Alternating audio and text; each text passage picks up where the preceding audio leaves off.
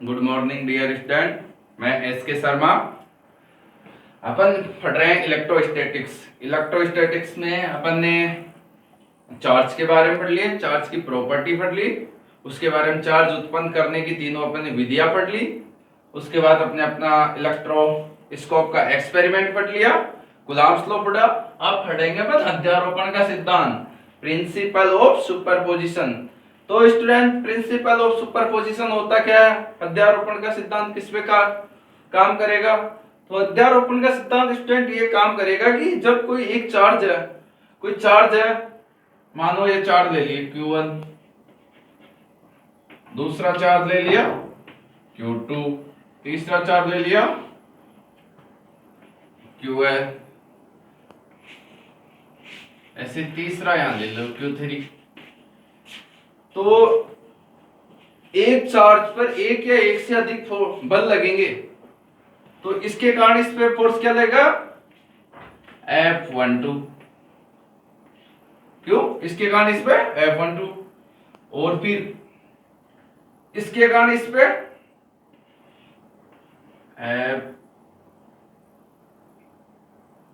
F1N।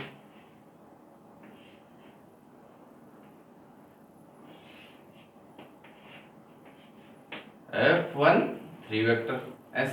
तो इसकी अब परिभाषा कैसे बोलें? जब किसी आवेश पर एक या एक से अधिक बल कार्यरत हो, तो उस आवेश पर लगने वाला परिणामी बल उन सभी बलों के सदिश योग के बराबर होता है। तो नोट्स में कैसे लिखेंगे अपन? स्टूडेंट, जब किसी आवेश पर, नोट्स लिखो, जब किसी एक आवेश पर एक या एक से अधिक बल कार्यरत हो, तो उस आवेश पर लगने वाला परिणामी बल उन सभी बलों के सदिश योग के बराबर होता है। यही अध्यारोपण का सिद्धांत है। तो इसमें लिखे, माना कि आवेश Q1, Q2, Q3 है, तो Q1 पर जो बल लगेगा Q2, Q3, Q4 dot dot Qn के कारण। तो उसके बाद अपन ये डायग्राम बनाओ स्टूडेंट। तो अब डायग्राम बनाने के बाद लिखेंगे अपन फोर्स की परिभाषा। जानते हैं अपन ने कूलॉम्स लॉ पढ़ी थी। तो चार्ज Q1, कुल बल लिखेंगे,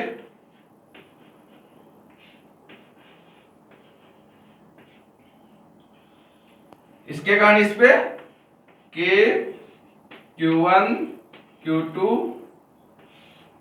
ऑन R1 का स्क्वायर,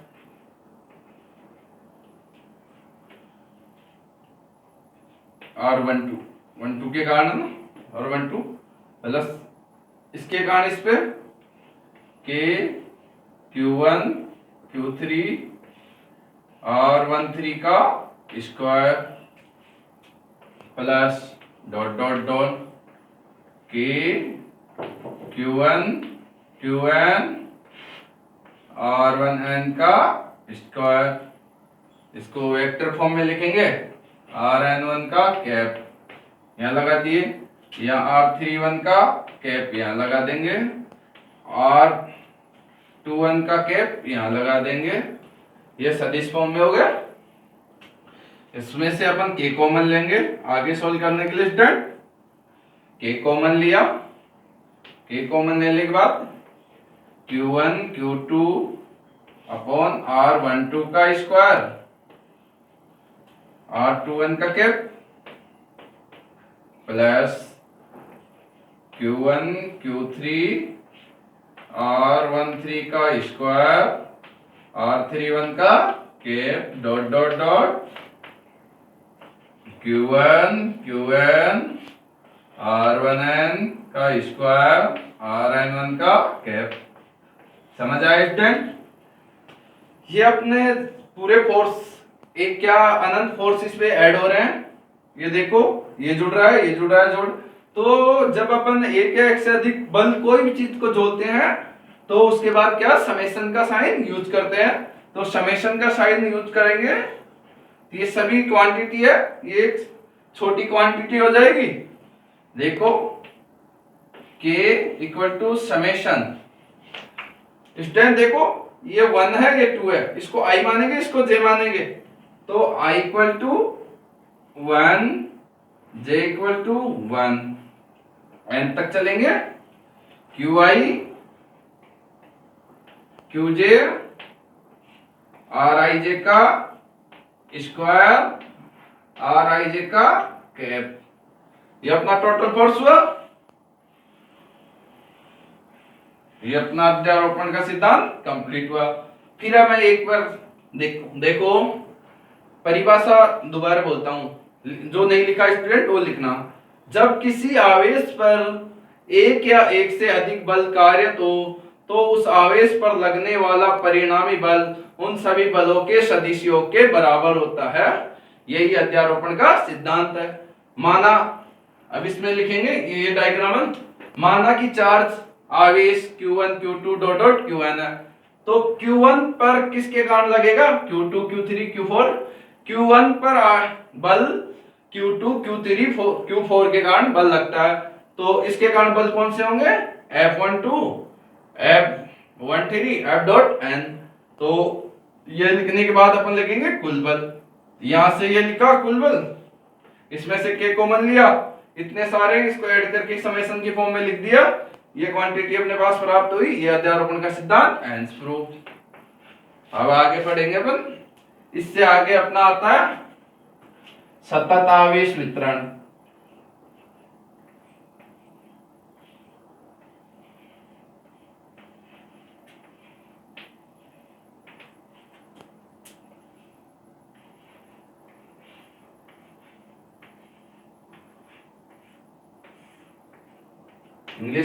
इंग्लिश मीडियम के स्टूडेंट देखना, कंटिन्यूअस चार्ज डिस्ट्रीब्यूशन,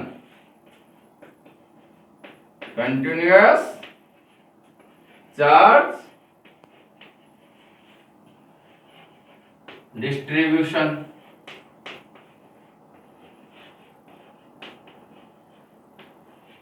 सतत आवेश वितरण स्टूडेंट ये देखना, ये 3 टाइप का होता है, इसको अपन 3 टाइप से इसको डिवाइड करेंगे। देखो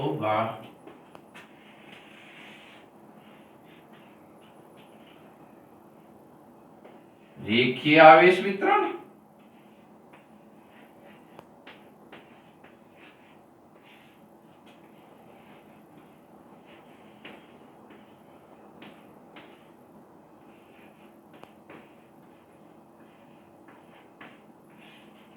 दूसरा लिखेंगे इसमें पृष्ठीय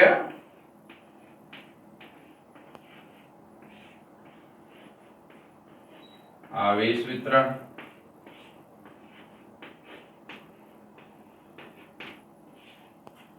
तीसरा और लिखेंगे इसमें आयतनिक आवेश वितरण।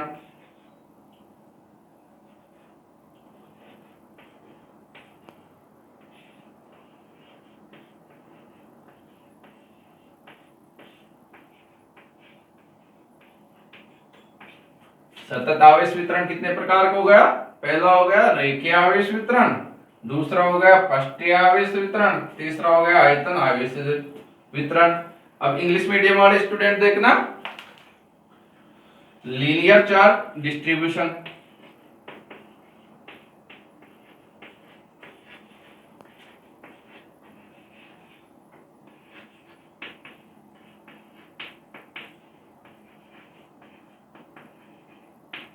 रेखीय आवेश वितरण क्या बोलेंगे, लीनियर चार्ज डिस्ट्रीब्यूशन। पृष्ठीय आवेश वितरण सरफेस चार्ज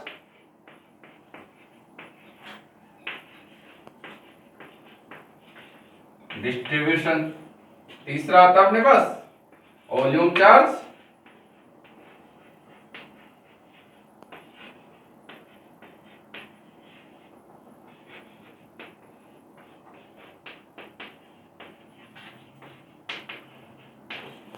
अपने देखो कंटिन्यूअस चार्ज डिस्ट्रीब्यूशन 3 टाइप का होता है स्टूडेंट, रेखीय आवेश वितरण, पृष्ठीय आवेश वितरण, आयतन आवेश वितरण, linear charge distribution, surface charge distribution, volume charge distribution. अपन इसको एक एक करके पढ़ेंगे। इसमें सबसे पहले पढ़ेंगे अपने रेखीय आवेश घनत्व, linear charge density, linear charge density, उसके बाद पढ़ेंगे सरफेस चार्ज डेंसिटी, उसके बाद पढ़ेंगे वॉल्यूम चार्ज डेंसिटी। देखो स्टूडेंट नोट करो, मुझे लग रहा है आपको अच्छे से समझ आ रहा है।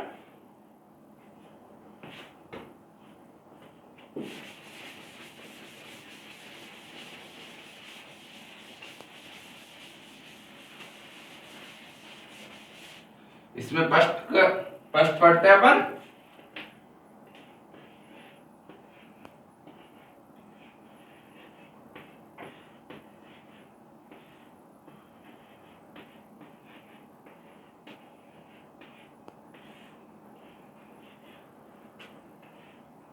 दिख रहा होगा स्टूडेंट,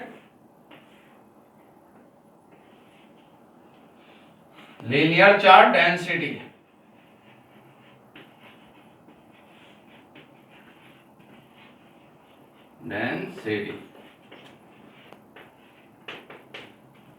रेखीय आवेश घनत्व, ये नोट कर लिया स्टूडेंट।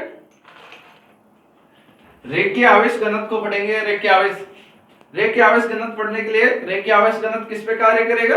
जैसे कोई अपने पास एक चार्ज Q है, किसी तार की लंबाई L है, तो उस पे जो आवेश का वितरण होगा उस पे रेखीय आवेश वितरण होगा। इसकी परिभाषा बहुत सिंपल वे में बोलेंगे, जब किसी आवेश का वितरण, लिखो स्टूडेंट, जब किसी आवेश का वितरण एक रेखा के अनुदिश हो तो उसकी एकांक लंबाई में उत्पन्न आवेश की मात्रा रेखीय आवेश घनत्व कहलाती है। समझ आ रहा है स्टूडेंट? जब किसी आवेश का वितरण किसी रेखा के अनुदिश हो तो एकांक लंबाई में उत्पन्न आवेश की मात्रा रेखीय आवेश घनत्व कहलाती है। रेखीय आवेश घनत्व को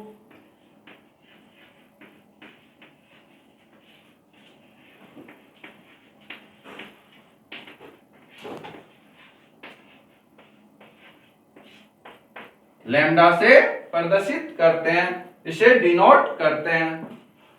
linear chart density represented by lambda. इसकी परिभाषा मैंने बोली है, रेखीय आवेश घनत्व लैम्डा इक्वल टू एकांक लंबाई में उत्पन्न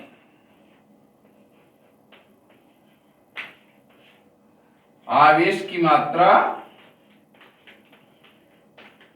रेखीय आवेश घनत्व कहलाती है। लैम्डा इक्वल टू चार्ज लिया Q, लंबाई ली, ये अपने पास इसकी फाइनल इक्वेशन आ गई। इसके बाद इसका पढ़ेंगे मात्रक। मात्रक पढ़ो।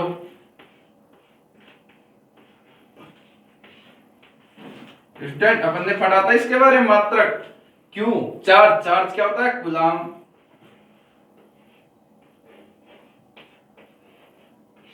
कूलम पर मीटर, एलो की लेंथ मीटर। ये हो गया रेखीय आवेश घनत्व। एक बार मैं रिपीट करता हूं रेखीय आवेश घनत्व को। जब किसी आवेश का वितरण एक रेखा के अनुदिश हो तो उसके एकांक लंबाई में उत्पन्न आवेश की मात्रा रेखीय आवेश घनत्व कहलाती है। रेखीय आवेश घनत्व को लैम्डा से डिनोट करते हैं।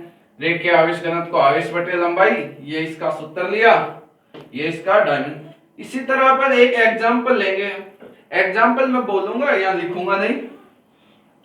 एग्जांपल लो, जब किसी वल्य पर लैम्डा, जब किसी वल्य पर चार्ज Q है और उसकी लंबाई है, किसी वल्य पर उसका चार्ज Q है, वल्य मानो कोई वल्य ऐसी होगी, चार्ज Q है और उसकी रेडियस R है। माना कि जब कोई वल्य है उस पर चार्ज Q है और उसकी रेडियस R है और उस पर रेखीय आवेश घनत्व क्या होगा? तो इसके लिए अपन लिखेंगे lambda equal to Q upon L। Ring है, रिंग की लेंथ क्या होती है? 2 pi r। Lambda equal to Q upon 2 pi r। ये इसका एग्जांपल हुआ। इसी के साथ अपन रेखीय आवेश घनत्व कंप्लीट होने के बाद अपन पढ़ेंगे पाष्टीय आवेश घनत्व। इसी को ही डिलीट मारते हैं।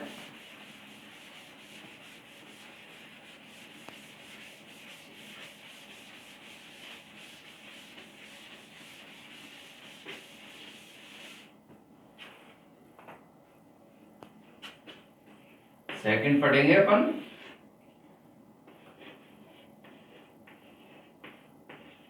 राष्ट्रीय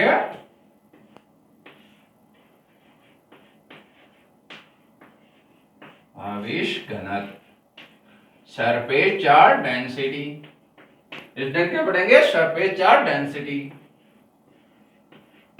सरफेस चार्ज डेंसिटी।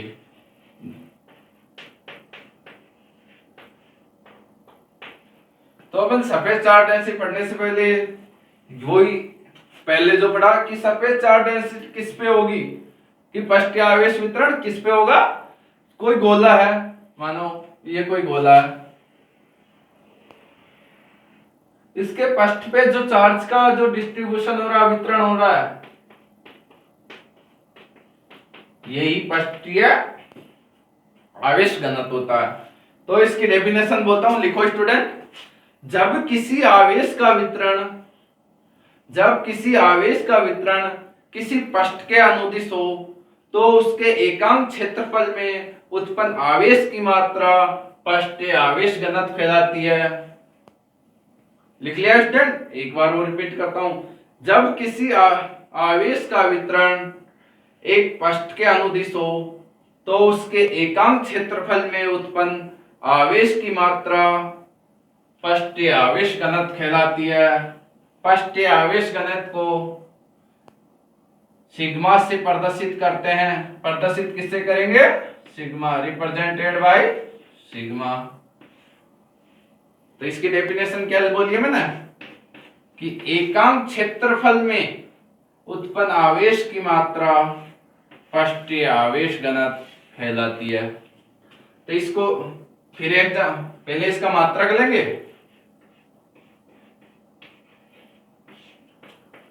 क्यों है? कूलम, ए है मीटर स्क्वायर।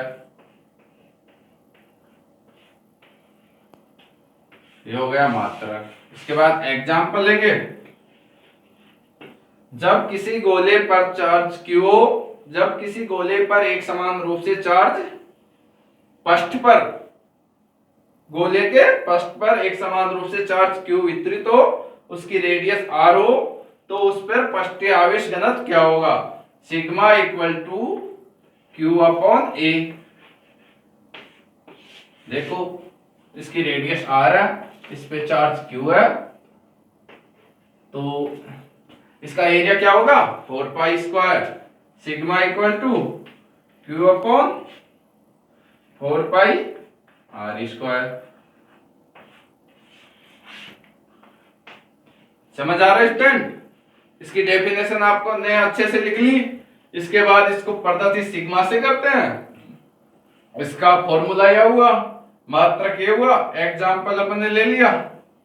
इसके बाद पढ़ेंगे अपना तीसरा, ये कंप्लीट हो गया अपना, ये कंप्लीट। इसके बाद पढ़ेंगे आयतन आवेश वितरण।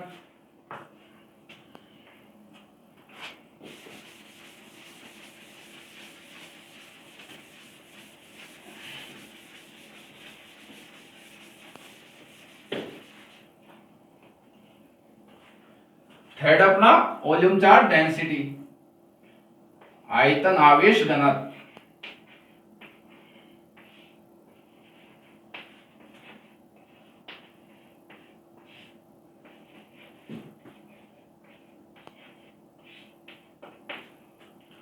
वॉल्यूम चार्ज डेंसिटी,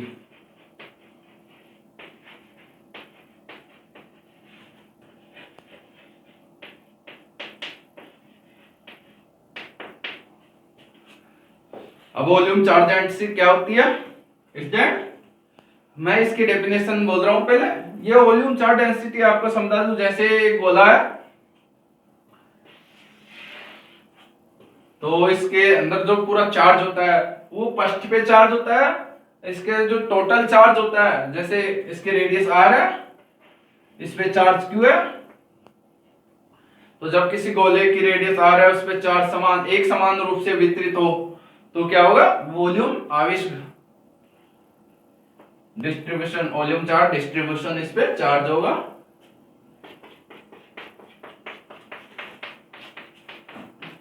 मैं अब इसकी डेफिनेशन बोलता हूं। जब किसी आवेश का वितरण एक आयतन के अनुदिश हो तो उसके एकांक आयतन में उत्पन्न आवेश की मात्रा आयतन आवेश घनत्व कहलाती है। लिखा स्टूडेंट, एक बार रिपीट करता हूं। जब किसी आवेश का वितरण किसी आयतन के अनुदिश हो तो उसके एकांक आयतन में उत्पन्न आवेश की मात्रा आयतन आवेश घनत्व कहलाती है। आयतन आवेश घनत्व को रो से प्रदर्शित करते हैं। इसका साइन क्या है, इसको क्या बोलते हैं, रो। इसे प्रदर्शित कर दिया। डेफिनेशन क्या बोली, रो, कि एकांक आयतन में उत्पन्न आवेश की मात्रा यूनिट वॉल्यूम में जो चार्ज इसमें उत्पन्न होगा वॉल्यूम आवेश घनत्व। तो ये देखो, ये डेफिनेशन, इसका मात्रक लिखेंगे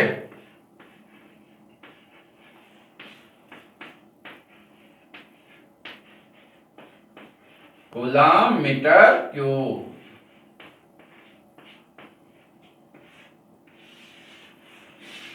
एग्जाम्पल लिख लेंगे ऐसे, जैसे मैंने बोला कि गोला है, उस पे चार्ज क्यू है, उसकी रेडियस आर है, तो उस पे आयतन आवेश घनत्व क्या होगा, rho equal to Q upon we.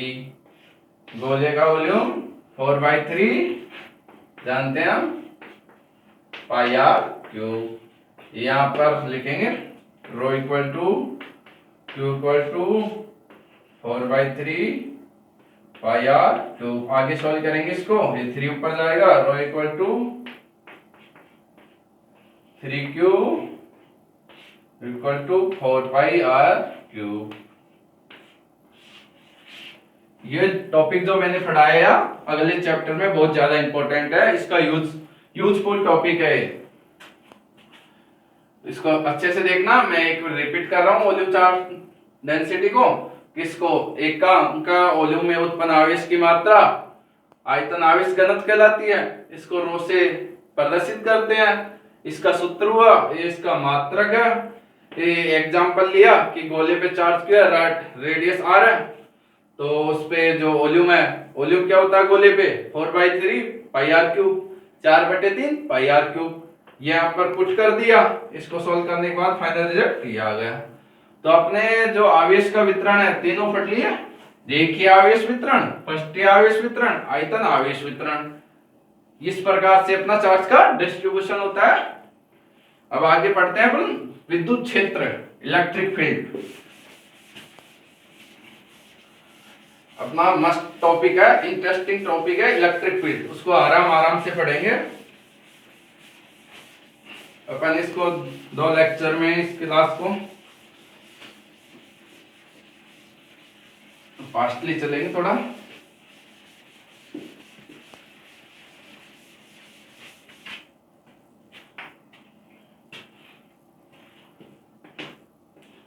Topic अपना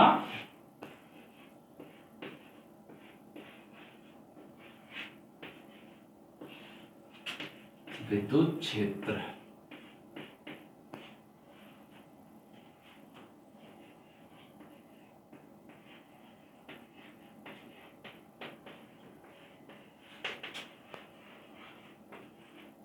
तो विद्युत क्षेत्र क्या होता है अपन जानते हैं। जब किसी आवेश, कोई आवेश है जिसके कारण कोई विद्युत बल, वो आवेश विद्युत बल का अनुभव करता है, वो विद्युत क्षेत्र कहलाता है। मतलब आवेश ये बहुत सारे आवेश है, मान लो Q1 Q2 Q3 Q dot, तो उनमें किसी एक जो आवेश है उसका वो ऐसा होता है कि उसके कारण वो जो एक विद्युत बल होता है उसको फील करता है, वो विद्युत क्षेत्र कहलाता है। विद्युत क्षेत्र के बाद अपन जानते हैं, ये तो एक परिभाषा है। इसके बाद अपन लिखेंगे विद्युत क्षेत्र की तीव्रता, इंटेंसिटी ऑफ इलेक्ट्रिक फील्ड। तो इंटेंसिटी ऑफ इलेक्ट्रिक फील्ड क्या होता है, तो एकांक, मैं इसकी डेफिनेशन बोलूंगा विद्युत क्षेत्र की तीव्रता की, कि एकांक धनावेश के कारण, एकांक धनावेश के कारण जो बल, जो फोर्स, एकांक धनावेश के कारण जो फोर्स उत्पन्न होता है, बल उत्पन्न होता है, वो विद्युत क्षेत्र की तीव्रता कहलाती है। विद्युत क्षेत्र की तीव्रता निकली, इसका फॉर्मूला लिखा, अपन ने इसका मात्रक निकालेंगे, मात्रक निकालने के बाद विमा निकालेंगे। फिर इसमें एक एक करके, जैसे किसी बिंदु आवेश के कारण, द्विध्रुव के कारण, इन सभी के कारण इलेक्ट्रिक फील्ड निकालेंगे। तो चलते हैं, देखो।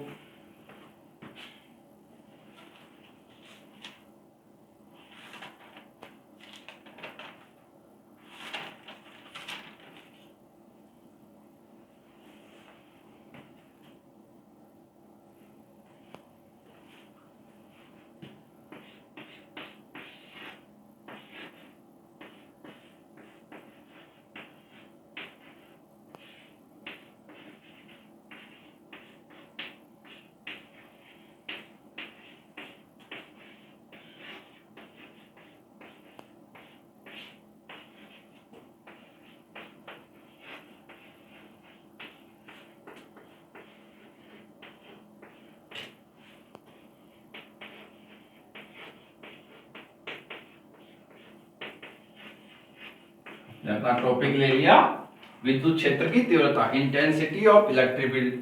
अब इसकी नोट्स बनाना है, यहां से नोट्स बनाना कि मैं इस इलेक्ट्रिक फील्ड को ई से प्रदर्शित करते हैं इस साइन। अब इसकी डेफिनेशन आपको बहुत इजी है। एकांक धनावेश के कारण लगने वाला बल विद्युत क्षेत्र की तीव्रता कहलाती है। यूनिट चार्ज के कारण जो फोर्स लगता है वो इलेक्ट्रिक फील्ड कहलाती है। तो इसकी डेफिनेशन लगेंगे कि किसी एकांक धनावेश के कारण लगने वाला बल विद्युत क्षेत्र की तीव्रता कहलाती है। विद्युत क्षेत्र का मात्रक लिखेंगे,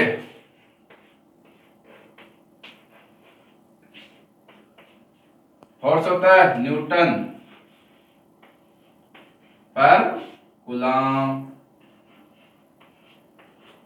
इसको ऐसे भी नोट करो, न्यूटन पर कूलम। समझ आ रहा? न्यूटन को एन, कूलम को सी। मात्रक हो गया। मात्रक के बाद इसकी विमा निकालेंगे, डायमेंशन। फॉर्मूला जानते हैं अपन को कि ई होता है एफ अपॉन क्यू। अपन जानते हैं कि फोर्स की विमा होती है m1 l1 t-2। चार्ज की विमा होती है e1 t1। ये वैल्यू यहाँ पुट करेंगे, आराम आराम से देखना। फोर्स की विमा क्या होती है from 11th class, m1 l1 t-, मैंने पीछे निकलाया थे। और चार्ज की होती है a1 t1। यहाँ पुट करेंगे इसको, इलेक्ट्रिक फील्ड की विमा निकाल लेंगे m1 l1 t-2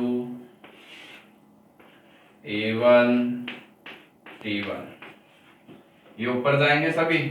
देखो फाइनल रिजल्ट लेते हैं अपन, m1 l1 t-3, 1 यहाँ गया -3 a-1। अपना आंसर आ गया। बहुत इजी है। तो विद्युत क्षेत्र की तीव्रता देखो कि एकांक धनावेश के कारण जो बल लगता है विद्युत क्षेत्र की तीव्रता कहलाती है। इसका मात्रक न्यूटन पर कूलम होता है। विमा इसकी निकाली, ये निकाल ली हमने।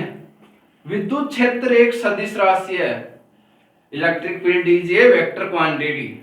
तो इलेक्ट्रिक फील्ड इसकी डायरेक्शन होगी कि जानते हैं ना कि सदिश राशि क्या होती है, जिसकी दिशा और परिणाम दोनों, डायरेक्शन एंड मैग्नीट्यूड दोनों हो, तो क्या कहलाती है वेक्टर क्वांटिटी, सदिश राशि। तो विद्युत क्षेत्र एक सदिश राशि है। तो इसको आगे समझेंगे कैसे है सदिश राशि।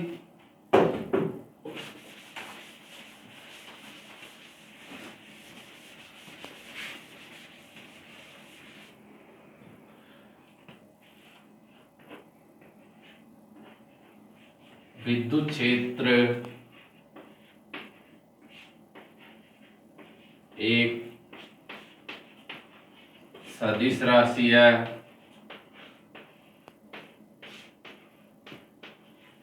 जिसकी दिशा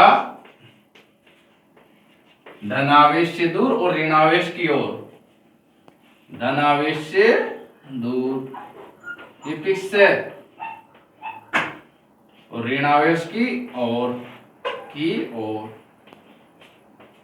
याद रखने का तरीका है कि विद्युत क्षेत्र की डायरेक्शन फिक्स है, धनावेश से तो दूर होगी और ऋणावेश की ओर। जैसे मैंने दिया यहाँ पर प्लस क्यू चार्ज है, तो प्लस क्यू इलेक्ट्रिक फील्ड की डायरेक्शन ये हो जाएगी ऐसे, माइनस क्यू चार्ज होता